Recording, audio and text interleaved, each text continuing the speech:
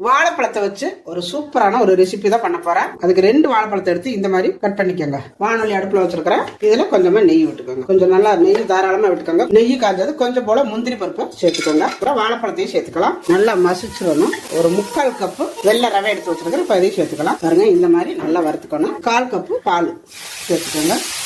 சேர்த்துட்டு வறுக்கணும். இதுல கொஞ்சமா சால்ட் சேர்த்துட்டு அடுப்பு ஆஃப் பண்ணிடுறேன். 1/2 கப்பு துருவன தேங்காய். இதுக்கு வந்து நீங்க இனிப்பு சேர்க்கணும்னா சேர்த்துக்கலாம். நான் வந்து வாழைப்பழத்துல இருக்கிற இனிப்பே போதும், நான் விட்டுட்டேன். கொஞ்சம் ஏலக்காய் பவுடர் சேர்த்து இப்போ இப்படியே ஒரு 10 நிமிஷம் மூடி வச்சிடலாம். நல்லா இந்த மாதிரி பிணைஞ்சிட்டு இல்லை சின்னதா இந்த உருண்டை தேவையை எடுத்து நல்லா உருட்டிக்கோங்க. இப்ப பாருங்க நம்ம எல்லாத்தையுமே இந்த மாதிரி நம்ம உருண்டை பிடிச்சாச்சு. ஏன்னா பணியாரக்கல் வச்சிருக்கிறேன். இதே நீங்க வடச்சட்டியில கூட செய்யறதுனாலும் செஞ்சுக்கலாம். நம்ம நெய் விட்டுக்கணும். இந்த உருண்டையில ஒவ்வொன்றா எடுத்து அதுக்குள்ள போட்டுருங்க. இப்படியே கொஞ்சம் ஒரு 2 நிமிஷம் வெந்ததும் இந்த மாதிரி திருப்பி விட்டுருங்க. இப்ப பாருங்க நல்லா வெந்துருச்சு. வெந்ததும் இந்த மாதிரி எடுத்துக்கோங்க. இப்ப பாருங்க சூப்பரான ஒரு ரெசிபி. நல்லா இருக்கு இந்த பால்ஸ் உருண்டை. இந்த மாதிரி நீங்க செஞ்சு கொடுங்க. கண்டிப்பா உங்க குழந்தைங்க எல்லாம் வாழைப்பழம் சாப்பிட்ட மாதிரியும் இருக்கும்.